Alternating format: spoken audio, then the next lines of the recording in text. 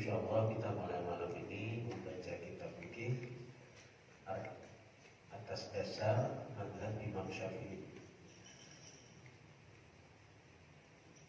Kita mulai halaman 29, Muqaddimah fil mazhab Syafi'i, yaitu tentang manaqib Imam Syafi'i, imam mazhab kita. Karena kita ini tahunya Imam Syafi'i aja, kita beribadah menurut mazhab Imam Syafi'i. Tapi banyak di antara kita yang belum kenal dengan Imam Syafi'i. Wali-wali lain tahu benar nih manaqib Imam Anu. Tapi Imam kita Syafi'i yang hari-hari kita umpat mendapat sidin, kita kurang kenal, sehingga kurang cinta lawan sidin. Padahal ujar Imam Abdullah Syarani, kedudukan imam mazhab itu dari segi kewalian itu di atas daripada Syekh Abdul Qadir Al-Jilani dan wali-wali kutub lain. Dan mereka itu mensitir, artinya menutup kewalian mereka dengan fikih, dengan ilmu fikih mereka.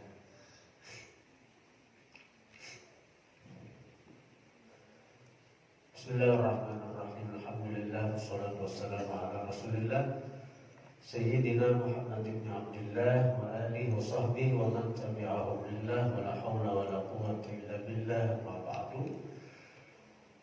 Qala al-musannif rahimahullah wa nafa'ana bihi wa bi ulumihi. Muqaddimatun lil madhhab Syafi'i. Ini satu muqaddimah tentang madhab Imam Syafi'i.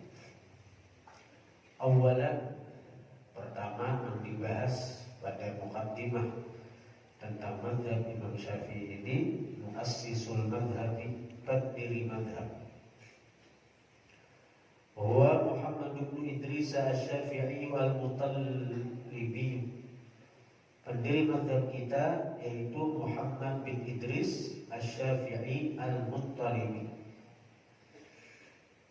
Yaltaqi fi nasabihi, bertemu Imam Syafi'i fi nasabihi, pada nasab sidin, ma'an Nabi sallallahu alaihi wasallam, bersama Nabi, fi jaddihi Abdi Manafin, pada kakek Nabi Abdi Manaf. Jadi ke atasnya diurut itu Imam Syafi'i lawan Nabi bertamu pakaian pada tuan pada Abdi Manaf. Wulida di Gaza, dilahirkan Imam Syafi'i di jalur Gaza, Palestina. Sanata 150 lil hijrati, bagi hijrah Nabi. Wa humila ila Makkah, dibawa sidin ke Mekah. Wa talabal ilma, menuntut Imam Syafi'i akan ilmu, ala syekhihi, atas guru sidin, Al-Imam Khalid bin Muslim Az-Zanji, mufti Makkah. Khalid bin Muslim Az-Zanji, mufti Makkah. Wal Fudail bin Iyad, Fudail bin Iyad, ini guru sufi sidin, guru tasawuf. Wa Sufyan bin Uyainah, dan Sufyan bin Uyainah, wa ghairihim, dan selain mereka. Nah, jadi Imam Syafi'i ini sidin, lahir di Gaza, meninggal nang abah, pulih nang mama, dibawa ke Mekah. Karena melihat Gaza waktu itu, artinya melihat perkembangan daripada Imam Syafi'i, lalu nang mama ini khawatir kalau Imam Syafi'i jauh daripada ilmu agama. Lalu oleh nang mama hijrah hijrah ke Mekah, karena di Mekah banyak ulama-ulama besar. Saya kira Imam Syafi'i kawan belajar kepada ulama-ulama Mekah waktu itu.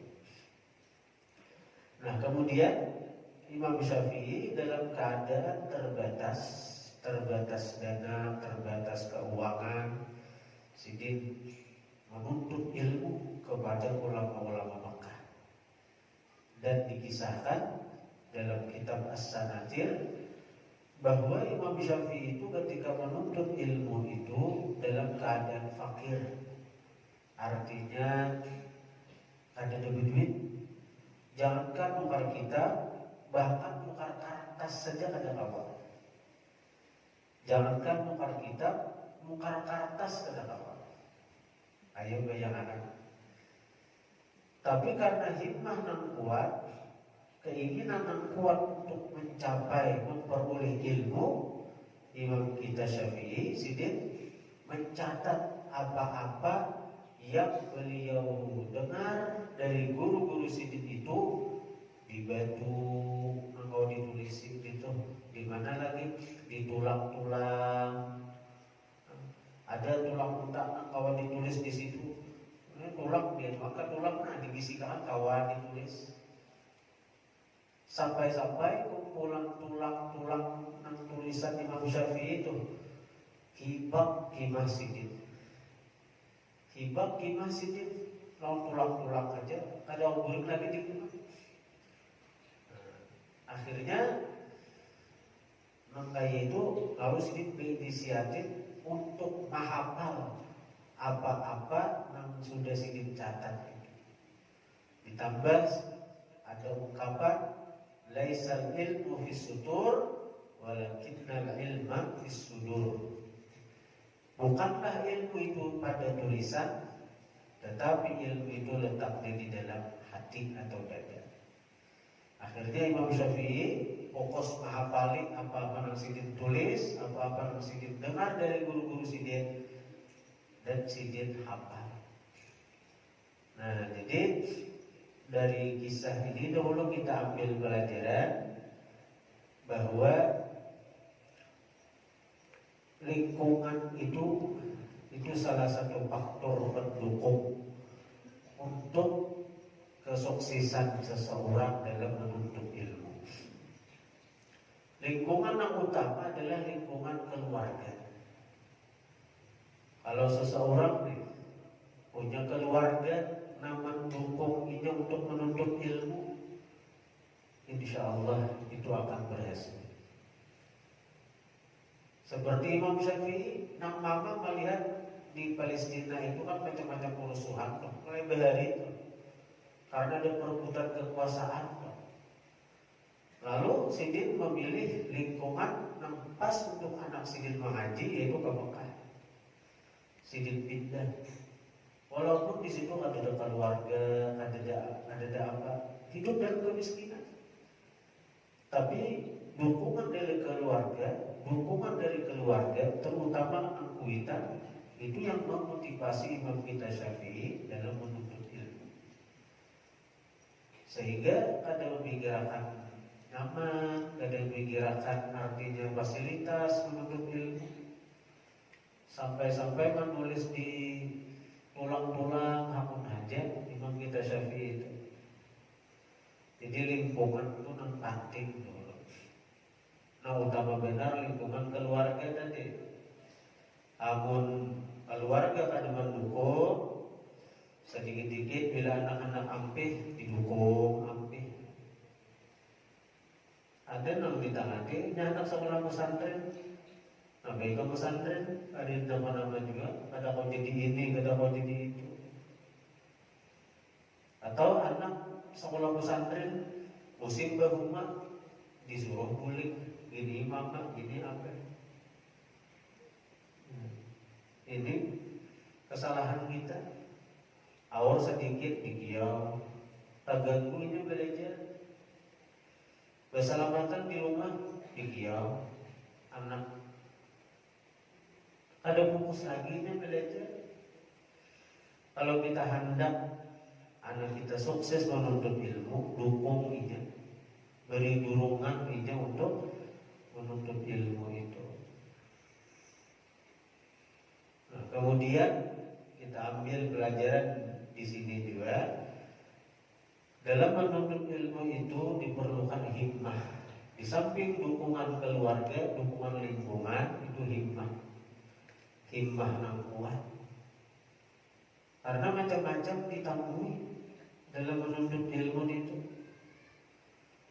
Man talabal ula biqadril kaddi tuktasabul ma'ali. Dengan kadar kesusah payahan dicapailah ketinggian. Semakin tinggi yang kita tuju, semakin susah jalan menuju. Amun rendah adalah pahtura. Tapi bila tinggi, makin buyuh perasaan. Jadi itu juga ilmu ini adalah sesuatu yang sangat mulia di sisi Allah. Amun kita bibiah hendak saja menuntut ilmu itu, bibiah hendak saja, ada cagaran berhasil. Artinya ada cagaran berhasil kayak pendahulu kita, itu maksudnya. Kalau artinya sekadar berkah, ada daruginya. Orang menuntut ilmu agama itu ada daruginya, ada aja berkahnya, ada aja. Tapi kalau kita hendak memperoleh, artinya bagian dari apa yang dicapai oleh ulama-ulama terdahulu kita, bila kita ada sungguh-sungguh, kita ada cagaran dapat. Nah, jadi perlu hikmah. Sebagaimana hikmahnya Imam Syafi'i dalam menuntut ilmu, sampai-sampai sidin kada kawan ukar kitab, kada kawan ukar kertas. Sidin ambil tulang-tulang dari unta-unta yang dibuang berserakan di pinggiran kota Makkah itu, sidin jadikan di tulang-tulang itu untuk menulis pelajaran-pelajaran yang sidin ambil dari guru-guru sidin itu. Thumma rahala ila Madinati, kemudian berangkat Imam Syafi'i ke Madinah. Wa umruhu, dan bermula umur sidin 12 tahun. 12 sanatan, 12 tahun. Berpisah di laut Mama, berpisah laut Kuitan. Jadi mesti menuntut ilmu itu harus berpisah dari keluarga, mesti itu. Ini setumat-tumat izin, boleh setumat-tumat izin, boleh.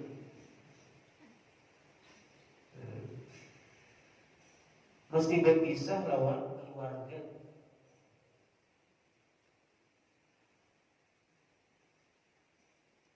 Bayangkan ini mulai Makkah ke Madinah. Mama di Makkah, sini pulang. Berhari itu kan dia banyak ini, bahkan 15 jam disampaikan deh. Berhari naik unta. Berapa bulan perjalanan mulai Makkah ke Madinah itu. Kada cagaran bulik lagi sih, kada cagaran bertamu kita setahun 2 tahun ini. Wa hafidhal muwatta kullah fi tis'ati ayyamin. Wa hafidhal muwatta, dan sidin mahafal kitab muwatta kullah barataan fi tis'ati ayyamin, pada 9 hari. Muwatta itu kan pada ini kitabnya, kitab hadis karangan Imam Malik. 9 hari haji menghafal sidin. Jadi Imam Syafi'i itu memang dikenal kekuatan hafalan sidin, kekuatan hafalan. Jadi orang-orang itu berbeda-beda kekuatan hafalan itu, tergantung anugerah Allah. Artinya ada orang yang diberi kekuatan hafalan sekali membaca hafal, ada yang 2-3 kali membaca hafal, ada yang 10 kali mengulang-ulang, ada yang hafalan. Kalau Imam Syafi'i sekali cangang hafal, sekali pandang hafal. Karena anugerah hafalan itu, Allah memberi kepada seseorang anugerah itu berbeda-beda. Nah, karena kuatnya hafalan itu, ampun Allah, milik Allah, Nah minta lawan Allah sekira kuat hafalan. Sekira kuat hafalan. Minta lawan Allah sekira kuat hafalan. Nah salah satu amalan, artinya beramalan itu kita minta lawan Allah. Itu arti beramalan kita. Minta lawan Allah, saya kira hafalan dikuatakan, pikiran dikuatakan, ingatan dipelihara oleh Tuhan. Jadi, apa amalannya? Membaca Ya Muhaimin 145 kali sesudah Isya. Ya Muhaimin, Ya Muhaimin, Ya Muhaimin, Ya Muhaimin, Ya Muhaimin. Sesudah Isya sebelum guring. Apabila waktunya Imba Isya sebelum guring 145 kali.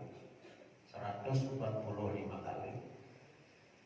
Ada orang datang ke Tuan Guru Haji Masdar bahari di Barabaya. Orangnya hendak menghafal Quran. Jadi minta amalan yang sidin. Diberi sidin amalan itu Ya Muhaimin, Ya Muhaimin, Ya Muhaimin 145 kali habis Isya. Dia malakan orang sambil menghafal Quran, itu dibacanya 2 tahun hafal Quran. 2 tahun hafal Quran. Nah, gitu. Ada juga amalan dari Guru Haji Abdul Rahman. Beliau sanadnya itu sampai ke Kiai Hasan Mangli. Kiai Hasan Mangli. Kiai Hasan Mangli itu wali itu. Jadi Kiai Hasan Mangli itu sidin itu setiap majelis sidin itu sidin ada moga mikrofon nih. Ada moga mikrofon. Makanya hadir puluhan ribu. Anehnya setiap orang hadir ke situ bujur-bujur aja hendak mendengar pengajian sidin. Walaupun Kiai Hasan Mangli ini kada bermikrofon, puluhan ribu orang yang hadir ke majelis sidin itu semuaan mendengar ceramah sidin, mendengar pengajian sidin. Bahkan ada disebutkan bila kita dimulai rumah hendak pulang ke pengajian Kiai Hasan Mangli itu, asal bujur hendak pulang ke pengajian kadang bersimpang-simpang kan, 2 pal lagi sampai ke pengajian Kiai Hasan itu, tadinya kita sudah mendengar ceramah sidin Kiai Hasan Mangli itu. Nah, jadi Kiai Hasan Mangli itu ada yang beri amalan sekira kuat hafalan dia, yaitu membaca Sanuqri'uka fala tansa. Dibaca habis sembahyang 5 waktu 7 kali. Sanuqri'uka fala tansa, Sanuqri'uka fala tansa, Sanuqri'uka fala tansa, Sanuqri'uka fala tansa, Sanuqri'uka fala tansa, Sanuqri'uka fala tansa, Sanuqri'uka fala tansa 7 kali habis sembahyang 5 waktu.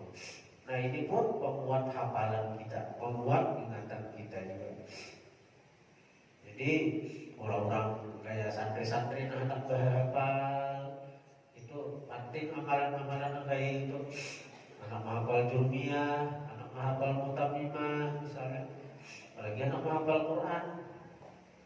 Para orang tua yang sekira ada dalil bagus mengamalkan amalan itu. Saya kira otak, sekira akal dipelihara oleh Allah Subhanahu wa ta'ala. Nah, Imam kita Syafi'i hafal Muwatta 9 hari. Muhayyi'an nafsahu li mulazamatil Imam Malik. Muhayyi'an menyiapkan sidin nafsahu akan diri sidin limulazamatil imam Malikin untuk melazimi perguruan sidin Imam Malik. Jadi sebelum sidin mengaji ke Imam Malik, sidin sudah hafal Muwatta. Thumma akhadha anil imam Malikin, kemudian mengambil Imam Syafi'i langsung Muwatta itu anil imam Malikin daripada Imam Malik, hatta shara a'lamatul labi, sehingga jadilah Imam Syafi'i a'lamatul labihi, paling alim murid-murid Imam Malik. Di antara sekian banyak murid Imam Malik, yang paling alim adalah Imam kita Syafi'i. Gitu. Wa akhadha ma'al Madinati wa Makkah, wa akhadha, dan mengambil Imam Syafi'i, artinya mengambil ilmu, an ahli Madinati, daripada penduduk Madinah, wa Makkah, dan penduduk Makkah. Artinya Imam kita Syafi'i banyak mengisi guru, dan guru sidin kan ada mana nanti, artinya ikan mengaji dia kok aja, jangan ngaji ke lain. Padahal dekat benar sidin Imam Malik, dekat benar Imam Malik. Tetap sidin mengaji kepada ulama-ulama yang ada di Madinah waktu itu. Karena memang kita ada kuliah juga, Pak, nanti ke satu guru, yang mana fanatik itu membawa kita kepada mahina guru lain. Sehingga kepada kita nang mengatulahan itu guru kita aja, guru lain ada mengatulahan itu. Mau? Bahkan kalau kita menghina ulama selain guru kita menghina ulama karena anggapan kita itu lain, guru kita juga ada apa juga. Hati-hati. Luhumul ulama masmumatu, daging ulama itu beracun. Kalau racun ada di makanan itu membawa kepada mati badan, maka racun yang ada di daging ulama itu membawa kepada hilangnya iman. Lebih bahaya lagi. Jadi kalau racun yang ada di makanan itu membawa kepada matinya badan, maka racun yang ada di daging ulama itu mengakibatkan kepada hilangnya iman. Jadi hati-hati kita. Karena kita fanatik ke guru ini, kalau kita hina guru yang lain, karena ada sejalur lawan guru kita, ada sejalan lawan guru kita, berbahaya. Karena jalan itu ada mau sama. Rasulullah pun mengatakan itu al ulama warasatul anbiya. Ulama itu pewaris Nabi. Ulama pewaris Nabi. Nagaran pewaris itu ada mau beritaan. Rasulullah itu ibarat orang lah mewarisakan. Ada yang dapat cangkir, ada yang dapat piring, ada yang dapat mangkok. Karena yang mewaris itu banyak. Yang mewaris itu banyak. Ada mau beritaan, mengukut. Maka itu juga para ulama. Ulama itu mewarisi ilmu Rasulullah. Ilmu Rasulullah bersumber daripada ilmunya Allah. Ilmu Allah itu ada terbatas. Sementara kita manusia ini punya keterbatasan. Adakah kau mengukut ilmu Allah Ta'ala? Adakah mengukut beritaan ilmu Rasulullah yang bersumber ilmu Allah langsung? Wa ma utitum minal ilmi illa qalila. Itu Tuhan mengatakan. Wa ma utitum minal ilmi illa qalila. Tidak diberikan kalian daripada ilmu kecuali sedikit. Nah, jadi apa jatah kita? Akhirnya disitulah bedanya pendapat para ulama itu. Ilmu Rasulullah itu kayak laut. Lalu dari laut itu mengalir. anak sungai, tapi sumbernya sama, itu laut. Nah, kayak kan laut Jawa mengalir ke anak sungai Kalimantan, ya ada jadi sungai Barito, ada sungai Kapuas, ada sungai Mahakam. Tapi sumbernya sama, itu laut. Itulah ilmu Rasulullah. Dan kadang-kadang kalau ada, jangankan artinya guru lain yang masyrabnya lain lawan guru kita. Bahkan seorang murid pun kalau beda dengan gurunya kadang-kadang. Contohnya apa? Imam Syafi'i dan Imam Maliki. Imam Maliki guru daripada Imam Syafi'i. Lalu imam yang mau usia selama di Madinah, Imam Malik. Yang membiayai hidup Imam Syafi'i selama di Madinah, Imam Maliki. Karena kasih sayangan Imam Maliki lawan Imam Syafi'i. Kitab diberi, Imam Syafi'i miskin kalau teh. Jadi ketika di Madinah itu Imam Maliki menanggung semua biaya Imam Syafi'i. Ketika Imam Syafi'i alim, Imam Syafi'i keluar daripada mazhab Maliki, mendirikan mazhab seorang itu mazhab Imam Syafi'i. Katulahanlah Imam Syafi'i.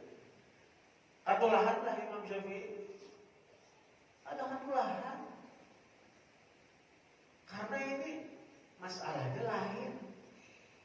Kalau masalah jalur ilmu, jalan ilmu, ketika seorang murid beda dengan guru, itu ada apa? Nama Abdullah Habib dan murid memusuhi lawan gurunya, menyembati, menghina, menyalahkan pendapat gurunya. Ketika beda pendapat saja ada kesalahan. Imam Malik mengatakan tagatuk beginian kada batal wudu. Imam Syafi'i mengatakan tagatuk beginian batal. Kalau kita mazhab Syafi'i kalau bila berwudu jangankan bini orang, bini seorang aja batal. Imam Maliki kata itu ada batal. Nah, apakah itu satu kerugian kan? Dengan beda pendapat itu, artinya itu menunjukkan Islam itu ada sempurna. Ada perbedaan para ulama, para imam itu bahkan menjadi rahmat bagi umat. Dan itu menunjukkan betapa komplit ajaran Islam. Dengan adanya beda pendapat antara dua imam tadi, nah kita sebagai mazhab Syafi'i, kita sebagai penganut Imam Syafi'i, kita akan merasakan betapa nyamannya ada beda pendapat di antara imam itu. Di mana ternyata kita harapkan kita tolak haji atau kita harapkan artinya umrah, kita kawa pindah mazhab mau umpati Imam Malik, sehingga tagatuk bidi yang lain itu ada beda. Jangankan tagatuk, menggantung saja ada beda. Menggantung saja ada beda, apalagi tagatuk. Atau di benua kita wajib juga kita umpah mazhab Maliki. Asal wudu kita sesuai mazhab Maliki, apalah sebagian dibasuh. Akhirnya bila kita tagatuk bini, itu kita ada batal.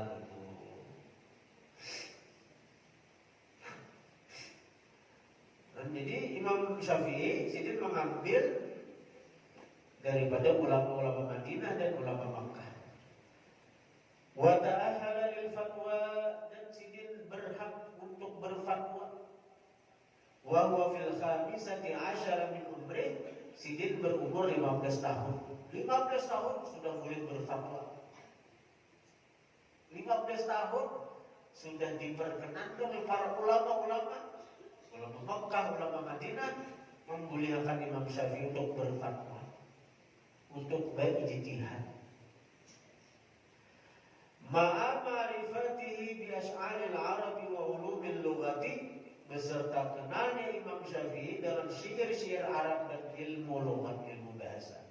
Jadi komplit Imam Syafi'i ini base ilmu. Hatta sara innal asma'iyah rawiyat asy'aril Arab, sehingga Imam Asma'i seorang perawi syair-syair Arab istafada minhu, mengambil faedah daripada Imam Syafi'i, wa akhadha anhu, dan mengambil Imam Asma'i anhu daripada Imam Syafi'i asy'ara qabilati Bani Hudzair, syair-syair suku Bani Hudzair. Nah, itu sedikit tentang Imam Syafi'i. Kemudian masih manakib Imam Syafi'i, Sidin belajar bukan hanya di Makkah Madinah. Selanjutnya Imam Syafi'i belajar ke negeri Yaman, sampai ke Irak, sampai ke mana-mana Sidin menuntut ilmu. Sekali lagi